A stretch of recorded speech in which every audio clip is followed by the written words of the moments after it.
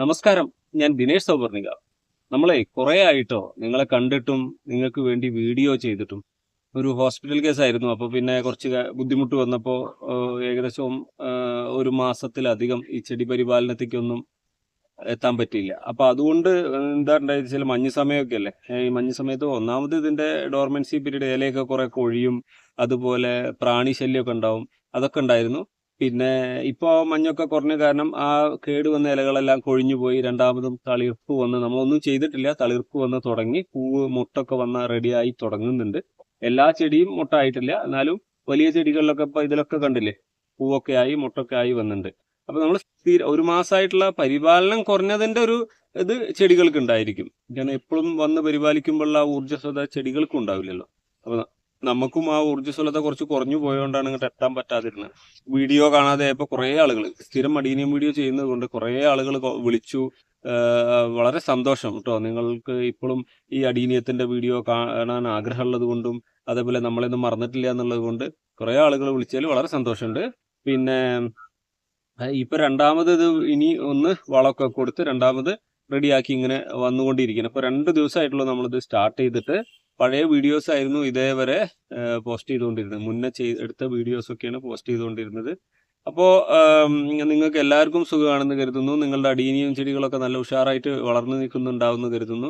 നിങ്ങളുടെ അടീനിയം സംശയങ്ങൾ, റിപ്പോർട്ടിങ്ങോ, വിത്തിടലോ, മുളപ്പിക്കലോ, പ്രൂണിങ്ങോ തൊട്ട് എന്ത് സംശയങ്ങളും നിങ്ങൾക്ക് ചോദിക്കാം. ഞാനിവിടെ ചെയ്തു നോക്കി എനിക്ക് പ്രാക്ടീസായ സക്സസ് ആയ കാര്യങ്ങളാണ് നിങ്ങൾക്ക് പറഞ്ഞു തരുന്നത് കേട്ടോ. അത് അടീനിയ ആയാലും ബൊഗൈൻവില്ല ആയാലും മറ്റേത് ചെടികളായാലും അങ്ങനെയാണ് ചെയ്യുന്നത്. പിന്നെ അതിൽ ആദ്യമേ ക്ഷമ ചോദിക്കുന്ന മറ്റൊരു കാര്യം, ഞാൻ കുറേ മത്സരങ്ങൾ നടത്തിയിട്ടുണ്ടായിരുന്നു, പാട്ട് മത്സരം.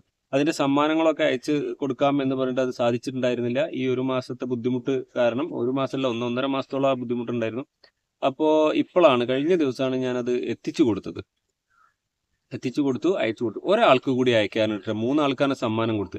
ഇനി 2 മത്സരങ്ങൾ മുന്നേ നടത്തിയതിൻ്റെ ഒന്ന് മോഹൻലാൽ ഫാൻസിന് വേണ്ടിയിട്ട് നടത്തിയൊരു മത്സരം ഉണ്ടായിരുന്നു. പാട്ടിൻ്റെ ക്യാരക്ടറിൻ്റെ പേര് എഴുതാൻ, കൃഷി സിനിമകളത്തെ, അതിൻ്റെ സമ്മാനം പ്രഖ്യാപിക്കേണ്ട. അതേപോലെ കുട്ടികൾ കൃഷി ചെയ്യാനുള്ള ഗുണങ്ങൾ ചോദിച്ചിട്ട് കോളേജ് സ്കൂൾ കുട്ടികൾക്ക് ഒരു മത്സരം. അതിൽ പക്ഷേ ആകെ 12 ആളെ കമന്റ് ചെയ്തിട്ടുള്ളൂ. എങ്കിലും നമ്മൾ അതിലൊരു ചെറിയൊരു സമ്മാനവും പ്രഖ്യാപിക്കും. അതും വരും. ഇനി കുറേ മത്സരങ്ങൾ വരുന്നുണ്ട്. അതിലൊക്കെ നിങ്ങൾ പങ്കെടുക്കണം. നമ്മളുടെ ഒരു വലിയ മദർ പ്ലാന്റ് ആണ് ഇത്. Single petal. ഇത് ഞങ്ങളുടെ സീഡ് പ്രൊഡക്ഷനിൽ പ്രധാന റോള് വഹിക്കുന്ന ഒരു 5-8 വലിയ ചെടികളുണ്ട്. എല്ലാ ചെടിയും വലുതാണ്. ഒക്കെ പ്രൂൺ ചെയ്തിട്ട് ഞങ്ങൾ ഗ്രാഫ്റ്റ് ചെയ്യും. ഇത് പ്രൂൺ ചെയ്യാതെ നിർത്തിയ വലിയ ഒരു ചെടിയാണ് കേട്ടോ. ഇത് ഇനിയുണ്ട് വലിയ പൂട്ട് നിൽക്കുന്നത്. അതൊക്കെ ഞങ്ങൾ എന്താ വെച്ചാൽ എത്ര നീണ്ടു പോയാലും കുഴപ്പമില്ല എന്നുള്ള ബ്രാഞ്ചൊക്കെ ആക്കി വെച്ചിട്ട്, ധാരാളം ബ്രാഞ്ചുകളിൽ ഇനി എല്ലാ ബ്രാഞ്ചിലും ചിലപ്പോൾ വിത്ത് വരും. അതിനു വേണ്ടി ചെയ്യുന്ന ചെടികളാണ് കേട്ടോ മദർ പ്ലാന്റ് എന്ന് പറയുന്നത്. ഇത് ഗ്രാഫ്റ്റ് ചെയ്യാനൊന്നും എടുക്കില്ല. ഇതൊരു 15-20 വർഷത്തോളം പഴക്കമുള്ള ചെടികൾ. അങ്ങനത്തെ ചെടികൾ വേറെ ഉണ്ട്. അതൊക്കെ എന്ന് വെച്ചാൽ വിത്തിന്റെ സീഡ് പ്രൊഡക്ഷന് വേണ്ടിയിട്ട്. കഴിഞ്ഞ പ്രാവശ്യമൊക്കെ ധാരാളം സീഡുകൾ ഫ്രീ ആയിട്ട് കൊടുത്തു. ധാരാളം സീഡുകൾ നഴ്സറികൾക്ക് സെയിലായിട്ട് നമുക്ക് കൊടുക്കാൻ സാധിച്ചു. അപ്പോൾ ഇതൊക്കെയാണ് നമ്മളുടെ വിശേഷങ്ങൾ. ഇപ്പോൾ ഓരോ ദിവസമായിട്ട് ഇങ്ങനെ മുട്ടിട്ട് വരുന്നുണ്ട്. ഇപ്പോൾ ഇവിടെ ഏറ്റവും കൂടുതൽ ഫ്ലവർ ചെയ്ത് നിൽക്കുന്നത് ഫാത്തിമ പിങ്ക് എന്ന് പറയുന്ന ആ ചെടിയുടെ ഗ്രാഫ്റ്റുകളാണ്. അതും ചെറിയ ചെടിയല്ല കേട്ടോ. 10 വർഷം പഴക്കമുള്ള ചെടിയുടെ മേലെ 3-4 കളർ ഗ്രാഫ്റ്റ് ചെയ്തിട്ടൊക്കെ ഉള്ളതാണ്.